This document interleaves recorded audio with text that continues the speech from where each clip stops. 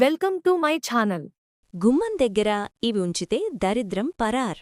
గుమ్మానికి పక్కనే అంటే మన గుమ్మం లోపలివైపు మన ఇంటివైపుగా ఒక రాగి చెంబులో నీళ్లు పోసి కాస్త పచ్చకర్పూరం 5 రూపాయి బిళ్లలు అందులో వెయ్యండి.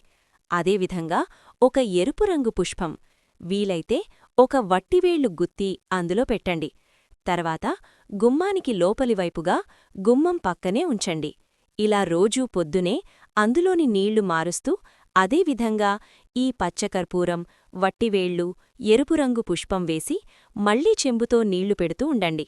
ఇలా పెట్టడం వల్ల ఆ ఇంట్లోకి లక్ష్మీదేవి అడుగుపెడుతుంది అని పెద్దలు చెబుతూ ఉంటారు.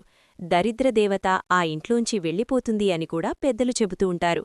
కాబట్టి గుమ్మానికి పక్కనే వట్టివేళ్లు, పచ్చకర్పూరం, సుగంధ ద్రవ్యాలు పెట్టుకోండి. అదేవిధంగా గుమ్మానికి బయటవైపు పక్కనే దీపాలు పెట్టండి. ప్రతిరోజూ కూడా సూర్యాస్తమయ సమయంలో గుమ్మానికి పక్కగా ఎవరైతే దీపారాధన చేస్తారో ఆ ఇంట్లో దరిద్రదేవత నిలబడదు అని ఖచ్చితంగా పెద్దలు చెబుతూ ఉంటారు. కాబట్టి ఈ పరిహారాల్ని పాటించండి. దరిద్రదేవత వెళ్ళిపోయి లక్ష్మీదేవి మీ ఇంట్లో అడుగుపెడుతుంది. For latest updates subscribe my channel. మీకోసం మరిన్ని వీడియోస్ చేస్తాను. Press the bell icon for notification. Thank you for watching.